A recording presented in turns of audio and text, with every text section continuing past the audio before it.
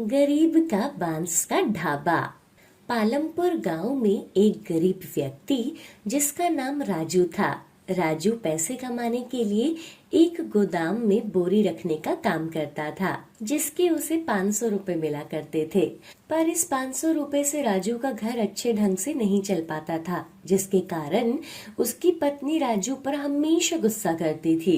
राजू भी मजबूर था, क्योंकि उसे इस काम के अलावा और कोई काम नहीं आता था, जिसकी वजह से वो राजू हर दिन गोदाम में बोरे उठाने का काम करता था।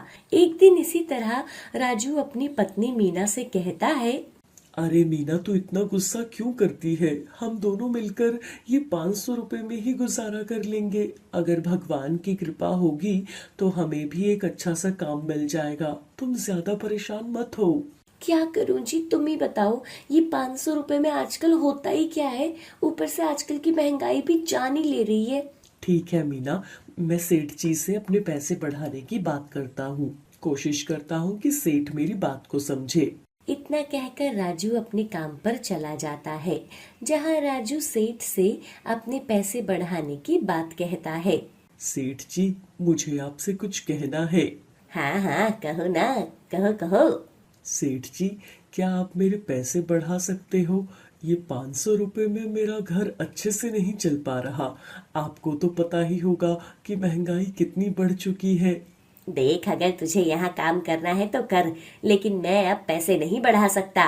ठीक है सेठ जी, कोई बात नहीं। बेचारा राजू उदास होकर अपने घर की ओर चल देता है, जहाँ उसकी पत्नी राजू से कहती है, क्या कहा सेठ ने, पैसे बढ़ाए या नहीं?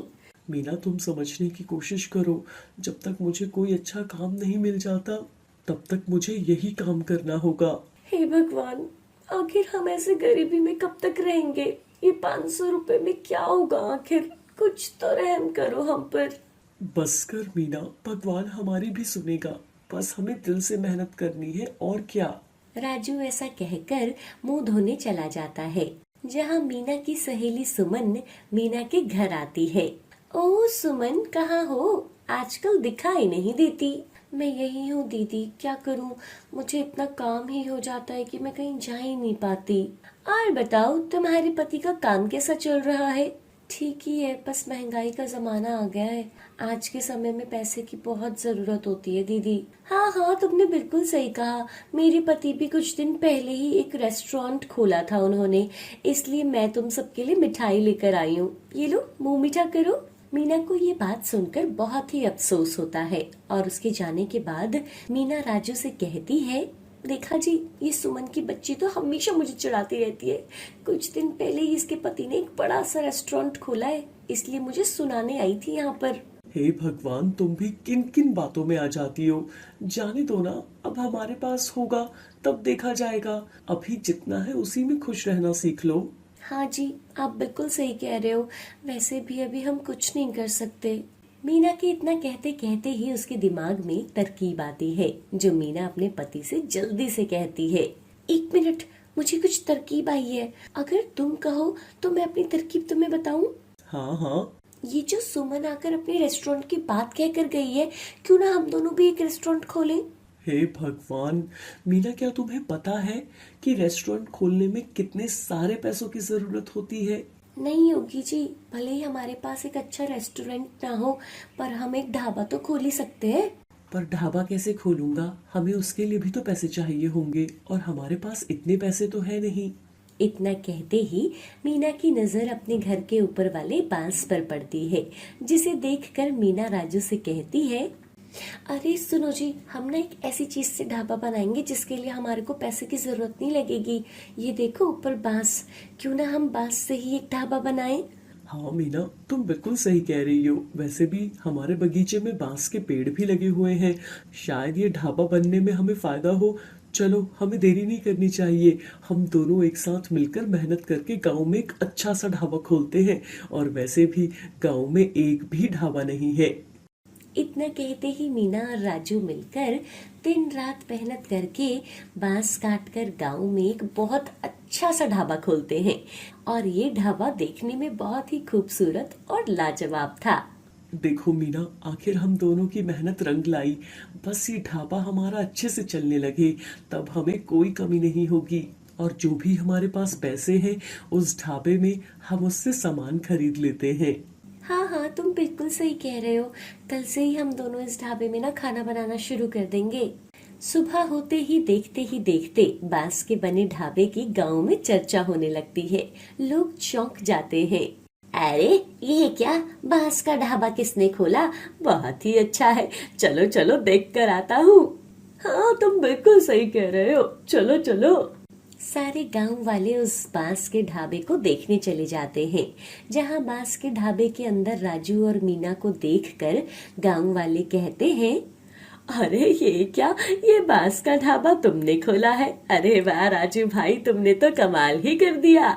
हाँ, ये ढाबा हम दोनों ने खोला है। क्या करूं भाई, जहाँ मैं काम करता था वहाँ मुझे सिर्फ 500 रुपए ही मिलते थे, और इस 500 रुपए में हमारा गुजारा नहीं चलता था। तो हमने सोचा कि गांव में एक ढाबा ही खोल दें। अरे वाह भाई, तुमने ये बहुत अच्छा काम किया। बस अब से तो मैं तुम्हारे ही ढाबे पर खाना खाने आऊंगा, क्योंकि वैसे भी हमारी बीवी से भक्षक होती रहती है। और सारे गांव वाले ये बात सुनकर हंसने लगते हैं। इस तरह राजू और मीना मिलकर दोनों एक साथ ढाबे में खाना बनाकर बेचा करने लगे। और मीना के हाथों में तो जादू था। मीना बहुत अच्छा खाना बनाती थी, जिसके कारण राजू के ढाबे में गांव की भीड़ लगी रहती थी। अरे मीना बहन, जरा अपने हाथों का स्वादिष्ट खाना तो खिला दे। मैं खासकर तेरे हाथों से बना खाना खाने के लिए ही आई हूँ।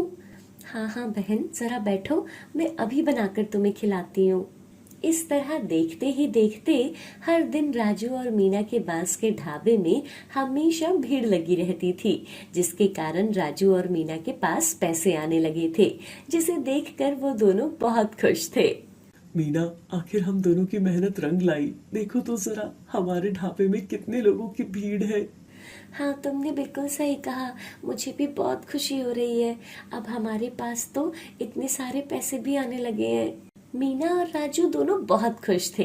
अब हर दिन मीना और राजू दोनों ढाबे में मेहनत करके अपना काम किया करने लगे। राजू सारे लोगों को आवाज देकर अपने ढाबे में बुलाया करता था। आइए आइए, हमारे इस बांस के ढाबे में स्वादिष्ट स्वादिष्ट खाना खाइए। अरे राजू भाई, मुझे भी खाना खिला दो। आज मैं बहुत थक चुका हूँ, सुबह से घर भी नहीं गया। आज मैं तुम्हारे ही ढाबे में खाना खा लेता हूँ। सुना है तुम्हारी पत्नी बहुत अच्छा खाना बनाती है। हाँ हाँ भाई, यहाँ बैठो, मैं अभी तुम्हारे लिए खाना लेकर आता हूँ। गांव के लोग खाना खाते हुए राजू से कहते हैं, अरे वाह राजू, एक तो तुम्हारा इतना अच्छा बांस का ढाबा, ऊपर से यहाँ बैठकर स्वादिष्ट स्वादिष्ट खाना खाने में तो मजा ही आ जाता है। ऐसा आनंद और कहाँ मिल सकता है। आज तो मैं खाना खाकर बहुत खुश हो गया।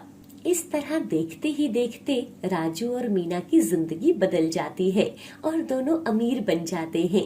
राजू मीना की जिंदगी ऐसे बदलती है कि लोग देखते ही रह जाते हैं। अब दोनों की जिंदगी में कोई भी गरीबी नहीं थी। इस तरह दोनों खुशी खुशी साथ रहने लगे और अपना बिजनेस आगे बढ़ाने लगे। कुछ आदमी हाथ में मोटी लाठियां लिए आवारा गायों को भगा रहे थे। अरे आज तो इन्हें नहीं छोड़ेंगे, हमारी सारी फसल बर्बाद कर दी है इन जानवरों ने। तभी वहां से गोपी गुजर रहा था। अरे अरे भाई, क्यों इन बेजुबान जानवरों के पीछे भाग रहे हो? अरे तुमको क्या पता, इन जानवरों ने हमारी सारी फसल बर्बाद कर दी। आज तो इनको यहाँ से भगा कर ही मानेंगे। गोपी ने अपने खेतों में गेहूं की फसल की जगह तरबूज की बेलें उगाई हुई थी। अरे भाई, इसको क्यों बता रहे हो? इसने तो गेहूं की फसल उगाई ही नहीं है। तो फिर खाएंगे क्या? तरबूज। दोनों हंसते हंसते उन जानवरों के पीछे भाग रहे थे। गोपी अपने खेतों में काम करने लगता है। गोपी बहुत मेहनती किसान था और वो दिल का बहुत अच्छा था। सुबह से शाम हो जाती है। इस समय सब लोग अपने घरों को लौट आए थे। आज के लिए इतना बहुत है। आज तो मैंने बहुत सारा काम कर लिया। चलो अब घर चलता हूँ, बाकी सुबह आकर देखूंगा। गोपी अपने खेत से घर लौट रहा था। तभी वो देखता है कि एक गाय और उसका बच्चा पेड़ के नीचे बैठे हैं। गाय की पीठ पर बहुत बड़ा घाव हो रखा था और उससे बहुत खून निकल रहा था। हे भगवान, ये लोगों ने गाय को कितना मारा है। देखो तो सही, कितना बड़ा घाव है। गोपी जल्दी से घर जाता है और अपनी पत्नी के साथ बाल्टी में पानी लाता है और हल्दी तेल गर्म करके भी लाता है। दोनों उस गाय और उसके बच्चे को पानी पिलाते हैं और उसकी पीठ पर हल्दी और तेल का लेप लगाते हैं।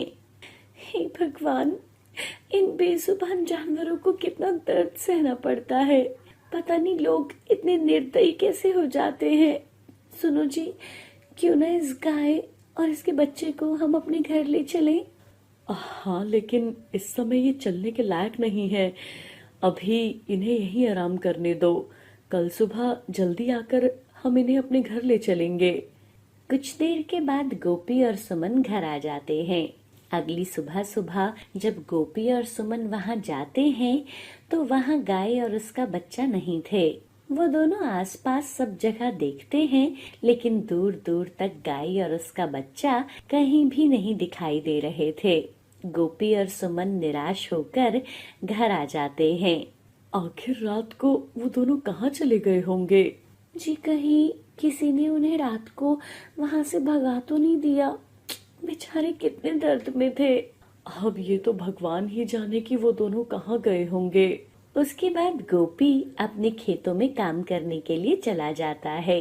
गोपी के खेतों में तरबूज की अच्छी फसल उगी हुई थी। अरे, तरबूज तो बहुत अच्छे लगे हैं और मंडी में बेचने के लायक भी हो गए हैं। गोपी खेत से कुछ पके हुए बड़े तरबूज तोड़ रहा था। अरे क्या बात है गोपी भाई, आपने तो एकदम बढ़िया तरबूज उगाए हैं। पूरे गांव में किसी ने भी तरबूज की खेती के बारे में कभी नहीं सोचा होगा और आपने इतने बड़े बड़े तरबूज उगा कर दिखा दिए। हाँ, हाँ रोशन भाई, मेहनत से भला क्या नहीं हो सकता। गोपी एक तरबूज रोशन को देता है। ये लो, एक तरबूज आप भी ले जाओ। बच्चों को खिलाना, बहुत खुश हो जाएंगे भैया। रोशन तरबूज लेकर अपने घर जाता है और दूसरी तरफ गोपी बाकी तरबूज लेकर मंडी जाकर बेच देता है। मंडी में तरबूज के अच्छे दाम थे और उसे अच्छे पैसे मिलते हैं। अरे ये लो बच्चों, आज तुम्हारे लिए दुकान से तरबूज लाया हूँ। वाह पिताजी, तरबूज तरबूज, मेरे मुंह में तो पानी ही आ गया। अरे वाह, देखो कितना सुंदर तरबूज है। रोशन की पत्नी सबको तरबूज काट कर देती है। अरे वाह, क्या मीठा तरबूज है। दूसरी तरफ गोपी मंडी से घर आता है। ये लो सुमन, आज तरबूज बेच कर आया हूँ, इसलिए सोचा आज मछली ले चलूं। कितने दिनों से कुछ अच्छा नहीं खाया था।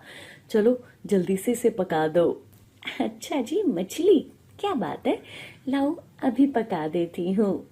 सुमन मछली पकाती है, फिर वो दोनों खाना खाते हैं। सुमन, कल तो जल्दी से खेत में जाना होगा और सारे तरबूज तोड़ने होंगे। बहुत सारे तरबूज पके हुए थे। कोई बात नहीं जी, कल ना मैं भी आपके साथ चलूंगी। और फिर वो दोनों सो जाते हैं। इधर रोशन रात के अंधेरे में गोपी के खेत में जाता है और सारे तरबूज तोड़ लेता है। अरे कितने सारे तरबूज हैं, अब इनको बोरियों में डालकर एक एक करके अपने घर ले जाऊंगा और सुबह सुबह मंडी में बेच दूंगा। रोशन जैसे ही तरबूज को उठाने लगता है, तभी वहां एक गाय आती है और वो रोशन को जोर से टक्कर मारती है और रोशन वहीं गिर जाता है। अगली सुबह जब गोपी और सुमन खेत में पहुंचते हैं तो वहां तरबूज का एक बड़ा सा ढेर लगा था। अरे ये क्या जी, आप रात को ही तरबूज तोड़कर चले गए थे? अरे भाग्यवान, मैं तो अभी तुम्हारे साथ आया हूँ। ये तरबूज किसने तोड़ दिए? गोपी और सुमन देखते हैं कि साथ ही में रोशन उनके खेत में लेटा हुआ था। अरे रोशन भाई, आप यहाँ क्या कर रहे हो?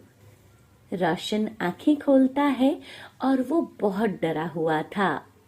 अरे भाई, मुझे माफ कर दो, मुझे पता नहीं क्या हो गया था। गोपी सब समझ जाता है। रोशन भी उठकर वहां से भाग जाता है। गोपी और सुमन सारे तरबूजों को गाड़ी में लदवा देते हैं और गोपी उन्हें मंडी ले जाता है।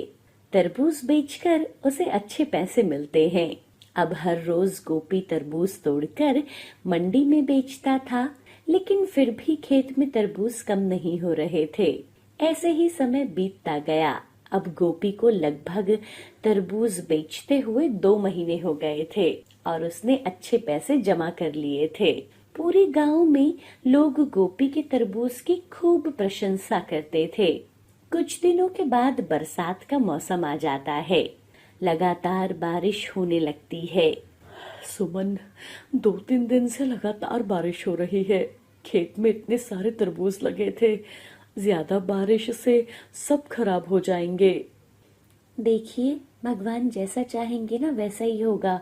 वैसे भी अब तक इस तरबूज की खेती ने हमें बहुत अच्छी कमाई करके दी है। कह तो तुम बिल्कुल सही रही हो।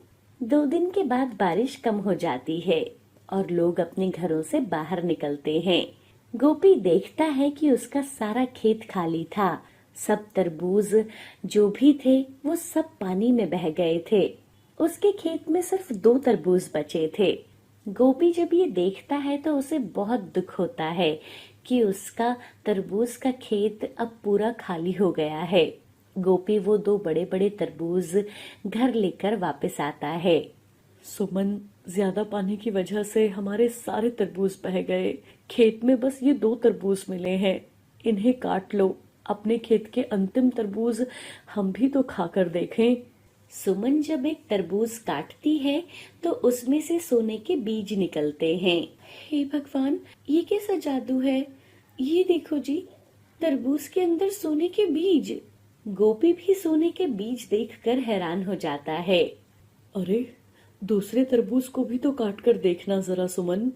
सुमन दूसरे तरबूज को भी काटती है तो दोनों की आंखें खुली रह जाती हैं। अरे, दूसरे तरबूज में हीरे? ये सब क्या हो रहा है? जी, लगता है ना आपने कुछ अच्छे कर्म किए थे तो भगवान आपसे बहुत खुश हैं। तभी तो ये जादुई तरबूज हमारे खेत में आए। दोनों की आंखें खुशी के आंसुओं से भरी थी। दोनों भगवान का धन्यवाद करते हैं।